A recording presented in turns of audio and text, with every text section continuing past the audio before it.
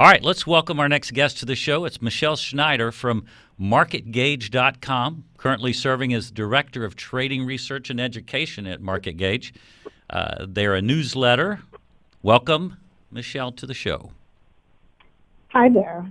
Thank you for having me. Absolutely. No, we're proud to have you on the show. I'm excited and I want to hear a little bit about, let's let the audience learn a little bit about your years of experience as a commodity trader on the exchange.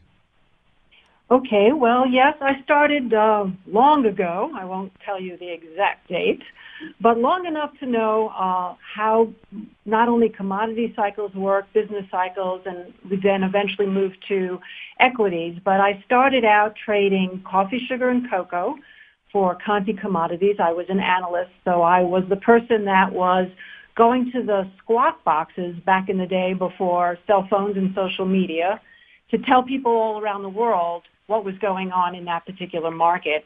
And then I eventually moved to COMEX, which was gold and silver, and I wound up spending bulk of my time trading crude oil futures. So I was sort of all over the map and left the floor in the mid-'90s and wound up working with MarketGauge, which is the company I am now, which was actually founded by Keith Schneider. And yes, there is a coincidence for having the same last name. Of course.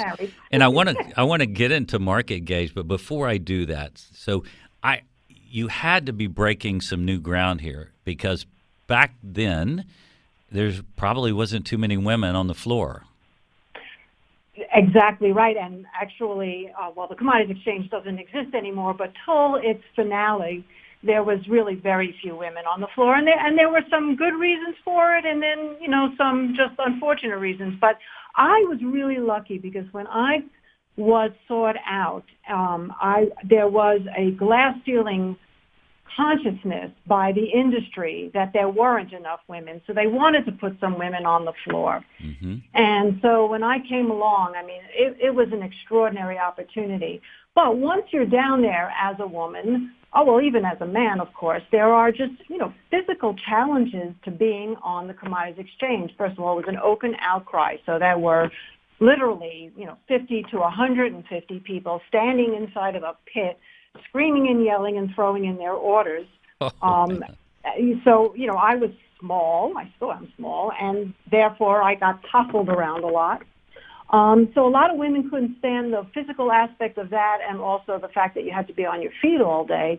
But I trained for it. I ran and exercised. No kidding. So tell me, the first day you go out on the floor, this is your new job. I mean, was it intimidating? All of a sudden you're in this. It was probably like the MMA. They threw you into the octagon. Exactly. Well, it was definitely baptism by fire, I'll tell you that. On my first day, it was interesting because, when you're young, you kind of feel infallible and you don't even realize how crazy what you're doing is that you are doing. Yes. So I was sort of protected by this optimism that I was in the right place at the right time, and I was. I mean, it was right at the point when inflation was going out of control, so now I'm dating myself a little bit. Jimmy Carter was president at that time, and everything was going berserk. So when I got down there, it was an extraordinarily profitable environment for all the people that were down there. So they were happy to see me, and therefore I got a tremendous welcome and a tremendous amount of help. Now, what was funny is I got hired, as I said, as a coffee, sugar, cocoa analyst, and I knew nothing about that at all. I was a special education teacher. You're kidding. So I had no business background. I had no experience trading the market. And, my family was very middle class. They didn't really talk about investments or things like that. They didn't really do anything like that. So I went down there with zero knowledge, but a lot of heart. And so when I started asking folks questions, they were more than happy to help me out. And I was a very fast learner because within a year I was called Rookie of the Year, and I had a tremendous 12 to 13-year career down there. Well, Michele, that is an amazing story, and I want to hear more about it. We're going to have to take a break right now, and then we're going to talk more about you pumping iron to get ready to get down on the floor.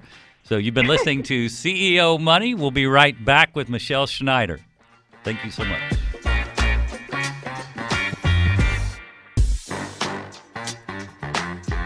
Okay, welcome back to CEO Money. I'm Tommy Habeeb, and I'm here with Michele Schnieder from MarketGauge.com, and we've been talking about her time on the trading floor. It's been a fun ride and a fun interview for us because we don't get to hear too much about what it's like to actually be down on the floor getting it done, and you're a woman doing it in a man's field. So. Yes, indeed. So tell me a little bit about, or a bit about MarketGauge and MarketGauge.com. You told me it's your husband's the CEO? My husband is the CEO, Keith Schneider. We met on the floor of the Commodities Exchange, and Jeff Bish, who's the president, also worked with us on the Commodities Exchange. So when it became clear that electronic trading was going to be the future trend, my husband, before we started MarketGauge, had a company called Market Vision, which was literally doing these viewports, kind of like windows, of being able to see multiple charts at the same time. So he was kind of ahead of that curve. And so MarketGauge was formed on more of a technical aspect, in that we had software that they were developing to help them look at the market, scan for different things. And then we used a lot of the stuff to start from what we learned on the floor. So in futures markets, most of the futures will open up month by month because it's futures contracts. It trades out, 12 months or beyond. And so as a result, the market would open, particularly crude oil, month by month, and then they would have a reopen. And that brought us to the notion of the opening range. And the company did a lot of research on that. And statistically, most instruments make their daily trading range within the first 30 minutes. So if they break out over the first 30 minutes of the high or break down below, there is a high percentage chance of follow-through. So that's kind of how we got started. I really joined in the company later on because it became clear that technology wasn't just one route to go, but that people really wanted to have recommendation and education. So when I came on as the Director of Trading Education and Research, I literally started the first recommendation service, which was called Micheles Market Minute Premium. I started writing the daily blog, Micheles Market Minute Daily, which I still do. And from there, we grew. So you could either buy some of our tools. You could buy some of our courses. We had a course called the Complete Swing Trading Course. We now have many more since. Or you could actually just follow those trading recommendations that I was doing. Well, we've grown since then, and now we have many more courses. I now run a different type of recommendation service. That was very active. This one's called Advantage. Plus, we have in the last couple of years working with now James Kimball, who is another part of our MarketGauge family, have developed these quant models, which is really interesting because now we have both discretionary and quant models, which have turned out to be extraordinary over the last few years, but particularly this year because there was no emotion in it. So everything that has gone down this year, from the election itself, from the failure of the healthcare to pass, North Korea threatening, the current storms, everything that has really given analysts reasons to think the market was going to collapse, our quant models stuck to the program. So, for example, the NASDAQ 100 is a model that follows the top 5 NASDAQ stocks, and that has done extraordinary this year, even when the three of us are scratching our head going, hey, when is the floor going to fall out? So it's been really great. So if you want to join the MarketGauge family, you can look at free content. If you go to our website, we have a tab called Market Beat, which is where my daily is. Keith also does a weekly outlook in a video. Jeff does trading tactic tips. You can look at our tools that we have. You do a Facebook Live video, is that correct as well? Is that daily? Well, that's something I started recently. I on top of everything else that I've done over the course of my life, I am also a performer. So I've done acting in particularly Santa Fe, where I live now, community theater. So I'm really very fortunate because I'm getting to do all the things I love. I'm getting to write, I'm getting to teach, I'm getting to trade, and now I'm getting to perform on this Facebook Live. Look, you're just breaking all new ground everywhere.